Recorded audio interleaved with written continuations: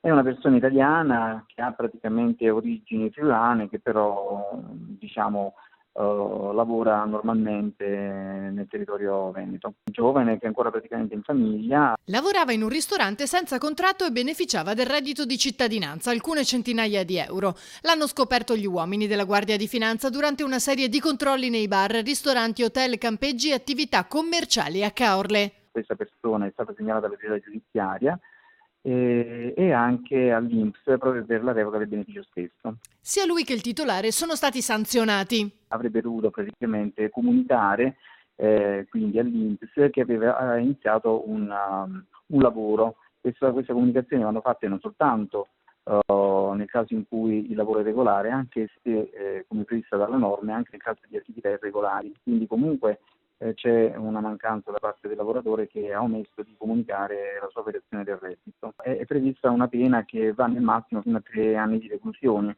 E poi chiaramente dal punto di vista invece amministrativo l'INPS a cui abbiamo fatto la segnalazione ha già provveduto alla revoca del beneficio quindi del reddito che percepiva per quanto riguarda il lavoratore. Per quanto riguarda invece il datore di lavoro rischia una sanzione amministrativa, insomma quella prevista nel massimo fino a 10.800 euro come lavoratore in nero, perché appunto non era coperto da nessun contratto. Dall'inizio dell'anno le Fiamme Gialle di Caorle hanno effettuato 31 controlli individuando 45 lavoratori irregolari.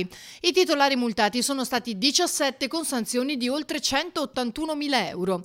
In 6 casi i dipendenti irregolari sono stati assunti. In un caso i finanzieri hanno individuato 16 lavoratrici di origine dell'Est Europa impiegate in nero in un'azienda di pulizie. Sono risultate senza permesso di soggiorno. Le indagini hanno poi portato a scoprire le loro condizioni di precarietà e l'esistenza di un vero e proprio sistema di reclutamento di lavoratrici straniere attraverso gruppi di contatto sui social. I responsabili dell'azienda di pulizie sono stati segnalati alla magistratura per il reato di intermediazione illecita e sfruttamento del lavoro.